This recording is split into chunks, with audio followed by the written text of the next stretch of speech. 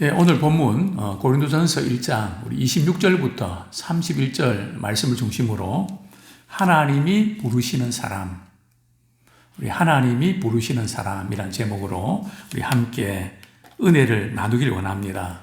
우리 하나님은 어떤 사람을 부르실까요? 오늘 본문 우리 26절에는 이렇게 말씀하고 있습니다. 형제들아, 너희를 부르심을 보라. 육체를 따라 지혜로운 자가 많지 아니하며 능한 자가 많지 아니하며 문벌 좋은 자가 많지 아니하도다. 육체를 따라라는 의미는 세상적인 기준에서 볼 때 지혜로운 자, 이 지혜로운 자는 당시의 헬라의 철학자들, 아주 논리적이고 많은 것을 알고 있는 정말 이렇게 똑똑한 사람, 하나님께서 그런 사람들 이렇게 부르지 않으셨다. 또 여기에 능한 자라고 하면 어떤 사람일까요? 이 정치적으로 권력을 가진 사람, 아주 성공한 사람, 힘이 있는 사람, 이런 사람들도 많이 부르지 않았다는 거죠. 또 어떤 사람요? 문벌 좋은 사람. 이 문벌 좋은 사람이라는 것은 사회적으로 좀 상류 계층에 속한 사람들, 한마디로 좀 잘 나가고 똑똑하고 능력 있는 이런 사람들을 많이 부르지 않았다는 겁니다. 이런 말씀을 드려서 좀 어떨지 모르겠는데요. 제가 이렇게 노회와 총회, 여러 교회의 청년부 지도자들을 만나서 우리 청년들, 구성원들에 대해서 좀 이런저런 이야기를 이렇게 하다 보면 이런 이야기 할 때 좀 마음이 좀 아픕니다. 목사님, 아주 실력 있고 똑똑한 사람은 세상에 다 있고 교회는 그런 젊은이들 찾기가 대단히 어렵습니다. 왜 그런지 모르겠습니다. 교회 좀 큰 교회, 또 중소형 교회, 이렇게 물어보면. 그래서 좀 실력이 이런 사람들이 교회를 안 가는 이유가 좀 그런 사람들하고 좀 상대하고 같이 지낸다는 게 싫다는 거죠. 교회 안 나오는 사람들만 그럴까요? 또 교회 나오는 사람들 가운데도 좀 사회적으로도 이렇게 이름이 있고 경제적인 여유도 있고 학벌도 있고 이런 분들이 교회 딱 들어와서 분위기를 가만 보니까 나랑 좀 상대해주고 좀 통하고 서로 주거니 받거니 하고 이런 어떤 사람들을 이렇게 있나 찾아보고 없을 경우 이 교회는 나하고 레벨이 안 맞는다고. 그러면서 결국은 교회에 적응도 못하고 떠나는 분들이 있습니다. 근데 하나님께서 그렇게 하지 않으셨거든요. 하나님이 구원하실 때 하나님께서 부르시는 사람은 세상적인 그 조건이 제약이 되면 안 된다는 거죠. 이런 기준을 가지고 교회가 움직이면 안 된다는 거죠. 저는 목회하면서 참 그런 아픔이 있습니다. 좀 이렇게 내가 보면 좀 손해보는 것 같고 물론 또 외롭습니다. 그럴 때 하나님께서 내게 주신 그런 은사를 가지고 또 힘을 가지고 지식을 가지고 다른 분들을 섬기면 그것을 통해서 열매를 맺게 되고 또 그런 사람들이 또 들어와서 또 영향을 미칠 텐데 그렇지 못하고 이게 악순환이 되는 이런 모습들을 저는 여러 교회들을 이렇게 보면서 또 제가 섬기는 교회를 보면서도 물씬 느낍니다. 우리 하나님께서는 좀 능력 있고 실력 있는 사람들을 부르셨고 구원시킨 그런 사람들이 많다 적다? 많지 않다는 거거든요. 이게 지금 하나님의 방법이란 말이죠. 그래서 우리도 하나님의 방식을 따라야 됩니다. 세상적으로는 그게 아니죠. 다 나름대로 레벨이 있고 말도 통하고 뭔가 머리도 잘 돌아가고 뭔가 탁탁탁 움직이고 뭐 그렇게 되는 사람하고 같이 일하고 싶고 같이 섬기고 싶죠. 그러나 교회는 그거 아닙니다. 왜냐하면 하나님의 집이니까요. 정말 힘도 없고 약하고 아프고 고통스러워하고 어쩔 줄 몰라하고 그분 곁에서 같이 울어줄 수 있고 기도해 줄 수 있고 힘이 돼 줄 수 있고 감동을 줄 수 있고 그래서 하나님의 그 은혜와 사랑을 그들도 발견할 수 있도록 또 그 십자가의 사랑을 경험할 수 있도록 그렇게 우리가 도구가 되는 거죠. 자, 그렇다면 교회 구성원들은 왜 그럴까? 그러면 좀 능력 있고 실력 있고 힘도 있고 이런 사람들은 구원을 받지 못하는 걸까요? 하나님께서 이런 사람들만 부르시고 그렇다면 그러면 실력 있고 능력 있는 사람들은 구원받지 못하는 걸까요? 그렇진 않습니다. 다만 그런 사람들이 많지는 않다는 거죠. 성경은 바울 같은 경우는 학벌 대단하잖아요. 부유하잖아요. 대단한 사람 아닙니까? 또 성경에 보면 고린도의 회당장 그리스보, 그 다음에 또 우리 가이오, 그 다음에 에라스도 이런 사람들은 부유한 사람으로서 정말 이 고린도 교회 그 계층들은 조금 하류층이거든요. 이런 사람들을 잘 극진히 섬깁니다. 뭐 전혀 마음의 부담이나 상처가 되지 않도록 정말 감동적인 저는 지금도 그런 분들을 생각하면서 도전을 받습니다. 정말 이렇게 대단히 높은 위치에 있는 분, 뭐 장관이기도 하고 정말 이렇게 대단한 그런 분들이 그 새벽 기도가 되면 이전에 역삼동에 말이죠. 이 문을 이렇게 밀고 이렇게 들어와야 되는데 그러면 그 높은 그분이 이렇게 많이 배우지도 못하고 정말 이렇게 힘겹게 혼자 살아가는 그분 그 문을 먼저 들어가시라고 참 그 모습을 보면서 참 귀하다. 얼마나 멋집니까? 참 교회는 실력이 있고 능력이 있는 그것이 다른 사람 비판하고 내 수준에 맞는 사람을 찾는 게 아니라 우리 주님은 하나님의 영광의 그 수준을 낮추어서 우리에게 찾아오시지 않았습니까? 그래서 우리는 내가 모든 걸 다 누릴 수 있고 받을 수 있지만 낮은 곳으로 가야 됩니다. 그래서 내가 있는 곳에서 어떻게 하면 섬길 수 있을까? 우리 하나님께서 구원을 받는 일에 있어서는 세상적인 조건이 전혀 구애가 되지 않게 하셨습니다. 왜 그렇게 하셨을까요? 자, 우리 27절, 28절. 하나님께서 그렇게 하신 의도가 있다는 거죠. 우리 같이 한번 읽겠습니다. 시작. 그러나 하나님께서 세상에 미련한 것들을 택하사 지혜 있는 자들을 부끄럽게 하려 하시고 세상에 약한 것들을 택하사 강한 것들을 부끄럽게 하려 하시며 하나님께서 세상에 천한 것들과 멸시받는 것들과 없는 것들을 택하사 있는 것들을 폐하려 하시나니. 우리 하나님께서 일부러 말이죠. 좀 미련하다. 이것은 뭐 지식이나 이런 지혜나 이런 것이 부족하다. 그런 사람들을 일부러 선택해서 구원해 주셨거든요.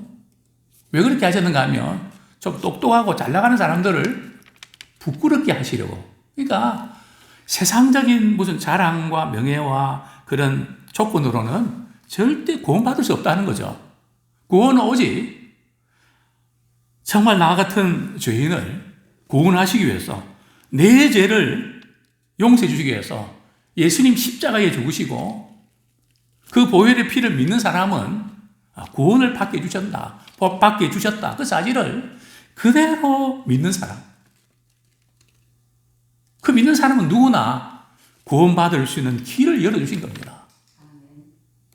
그래서 우리는 똑똑하고 믿음 생활 제대로 못하는, 좀 잘 나가고 또 힘 있고 능력 있는 이런 사람들이 신앙생활을 잘한다는 게 극히 드뭅니다. 왜냐하면 물론 그런 사람들조차도 나는 정말 주님 앞에서 나는 부족한 사람입니다. 나는 주님의 은혜 없이는 살 수 없습니다. 근데 이 세상 지식과 이런 실력과 이 모든 것도 하나님께서 은혜로 주신 것이지, 주님의 그 사랑에 비하면 이건 아무것도 아닙니다. 철저하게 자신의 한계를 느끼고 주님을 의지하는 사람. 참 이런 사람은 영향력이 있어도 구원받을 수 있고 신앙이 성장합니다. 바울처럼 멋있게 쓰임받을 수가 있습니다. 그래서 하나님께 이런 똑똑한 사람들이 이 모든 것들, 그 지식과 이 모든 것들 다 피해버린다. 여기서 우리가 한번 또 기억했으면 좋을 것은 말이죠.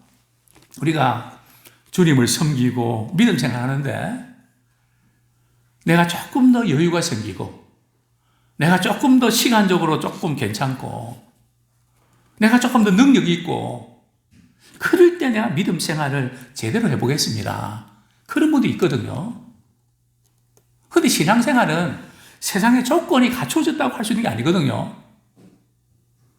정말 주님을 사랑하는 데는 세상적인 조건이 꼭 있어야 되는 것은 아닙니다.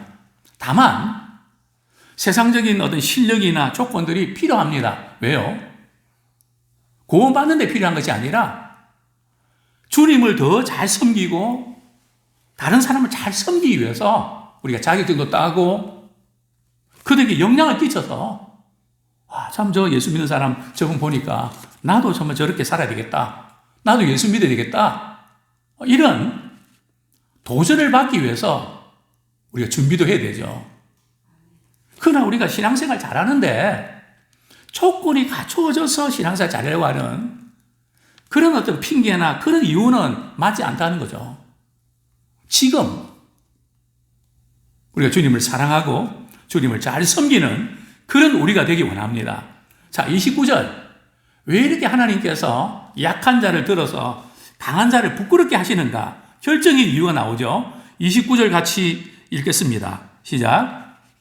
이는 아무 육체도 하나님 앞에서 자랑하지 못하게 하려 하십니다. 그러니까 육체적인 즉 세상적인 그 어떤 것 가지고도 하나님 앞에서 자랑할 것이 아무것도 없다는 거죠. 그래서 우리 그리스도인들은 지난주도 말씀드렸지만 자기 자랑을 위해서 살면 안 된다는 거죠. 그건 참 어리석은 사람입니다. 왜냐하면 우리 그리스도인들은 모든 것이 하나님의 은혜입니다. 우리는 자랑을 해도 하나님의 은혜 때문입니다. 주님이 나를 구원해 주시기 때문입니다. 항상 그래서 그리스도만 자랑해야 됩니다. 근데 그리스도를 자랑하지 않고 자꾸 자기 자랑이 나오게 되고, 나를 몰라준다고, 나를 인정해주지 않는다고. 그리고 우리 그리스도인들은 사람들이 우리를 몰라줘도 늘 마음속에 주님만 인정해 주시면 됩니다. 그리고 통과하는 겁니다. 낙심이 되고 자질이 될 때도 있지만 주님이 안아주시기 때문에 저는 괜찮습니다. 그래서 아무 육체도 하나님 앞에서 자랑하지 못하게 하기 위해서 세상적인 어떤 조건으로 구원받는 그게 아니라는 거죠. 오직 하나님 은혜로 예수를 믿음으로 구원받게 하셨습니다. 자, 그 다음에 우리는 어떻게 하나님의 자녀가 되었을까요? 우리 30절부터 31절 우리 같이 한번 읽겠습니다. 고린도전서 1장 30절 31절 같이 한번 읽겠습니다. 시작. 너희는 하나님으로부터 나서 그리스도 예수 안에 있고 예수는 하나님으로부터 나와서 우리에게 지혜와 의로움과 거룩함과 구원함이 되셨으니 기록된 바 자랑하는 자는 주 안에서 자랑할 함과 같게 하려 함이라. 우리가 어떻게 하나님의 자녀가 되었을까요? 우리가 하나님의 자녀가 되기 위해서는 물과 성령으로 거듭나야 됩니다. 이 거듭난다는 뜻은 두 가지 의미가 있는데요. 위로부터 난다는 거죠. 위로부터 난다는 것은 하나님으로부터 난다는 겁니다. 세상으로부터 나는 게 아니고 세상적인 어떤 성공이나 어떤 물질이나 어떤 능력이나 이것으로 우리가 구원받을 수 있는 게 아니고요. 거듭나는 것은 하나님으로부터 나는 겁니다. 그러니까 은혜죠. 어떻게 해요? 참 하나님께서 예수 그리스도를 보내주셔서 그분을 믿을 때에 우리는 하나님의 자녀가 되는 권세를 주셨습니다. 그래서 예수는 하나님으로부터 나와서 우리에게 지혜와 의로움과 거룩함과 구원함이 되셨으니, 그러니까 우리가 하나님의 자녀가 된 것은 예수 그리스도 그분을 믿음으로 또 예수를 통해서 그분과 우리 교제하는 이것이 우리 신앙인의 출발이라는 거죠. 신앙생활이라는 겁니다. 그러면서 이 네 가지를 말씀하고 있는데요. 지혜와, 물론 여기 지혜는 하나님의 지혜죠. 하나님의 지혜는 세 가지를 우리에게 이렇게 가르치고 있는데요. 첫 번째는 의로움입니다. 두 번째는 거룩함입니다. 세 번째는 구원함입니다. 자, 여기에 이제 의로움이라고 하는 것은 우리 신학적인 용어로는 칭입니다. 우리가 믿음으로 우리 하나님 앞에서 의롭다함을 받는 거죠. 내가 참 죄가 많고 문제가 많음에도 불구하고 우리가 그분을 믿음으로 하나님이 나를 의롭다 여겨주셨다. 왜 날 사랑하나? 왜 날 사랑하나? 내가 하나님의 사랑받을 만한 조건도 이유도 없는데 왜 나 같은 사람을 우리 하나님은 사랑해 주시는가? 그게 바로 칭입니다. 의롭다 여겨주신다는 거죠. 너는 보배로운 존재다. 어젠가 이렇게 어떤 분의 간증을 들었는데요. 그분은 얼굴에 여자분인데 화상을 입어서 정말 보기가 이렇게 좀 힘든, 그래서 어려서부터 학교 가면 친구들이 놀리고 너는 빨리 죽으라고, 고등학교 가도 예외가 아니고 대학 가도 예외가 아니고 의사가 되려고 했는데 또 취업도 하려고 했는데 면접 때문에 얼굴이 그래서 다 이렇게 떨어지고, 그런 가운데 예수를 만나서 사람들이 어떻게 생각하든 너는 내가 볼 때는 너무 예쁘단다. 너는 존귀한 자란다. 그 사실을 깨닫고 그분이 강의도 하고 귀하게 쓰임받는, 좀 하나님께서 의롭다 여겨주셨다는 그 사실, 하나님이 나를 이렇게 사랑하셨다는 그 사실 때문에 우리는 회복되고 우리 삶이 변화될 수 있는 줄 믿습니다. 두 번째로는 거룩함입니다. 거룩함은 신학적인 용어로 성화입니다. 우리는 의롭다함을 받은 거에 끝나면 안 되고요. 점점 더 우리가 주님을 닮아가야 됩니다. 주님의 향기를 나타내야 됩니다. 우리는 복을 받는 그것이 신앙의 목적 아니거든요. 복을 받는 것은 그저 신앙생활에서 부수인 겁니다. 신앙생활의 목적은 우리가 거듭나서 주님을 따르는 것입니다. 주님을 닮아가는 것입니다. 주님을 닮아가면 다른 모든 복은 뒤따라오는 것입니다. 그 다음에 세 번째가 뭔가 하면 구원함이 되셨어요. 여기 구원함이라는 것은 우리 육체의 구원까지도 포함합니다. 마지막 우리 예수님 다시 오실 때 우리 육체도 다시 부활합니다. 즉 영화의 상태죠. 칭의, 성화, 이 영화의 우리 신앙생활의 그런 과정들, 여기에 우리의 초점을 맞추고 우리 살아가는 우리가 되기 원합니다. 우리 31절 말씀 우리 같이 한번 읽고 말씀을 맺겠습니다. 시작. 기록된 바 자랑하는 자는 주 안에서 자랑하라 함과 같게 하려 함이라. 우리 자랑하려고 할 때에 누구 안에서 자랑하라고요? 주 안에서 자랑하라. 내 자랑하려고 하지 말고, 여기 주 안에서 자랑하라는 말은 주님만을 자랑하라는 겁니다. 주님만을 높이라는 거죠. 우리 예레미야 9장 23절, 24절 말씀을 인용한 본문인데요. 예, 예레미야 9장 23절, 24절 찾으신 분들은 같이 읽겠습니다. 예레미야 9장 23절, 24절 시작. 여호와께서 이와 같이 말씀하시기를 지혜로운 자는 그의 지혜를 자랑하지 말라.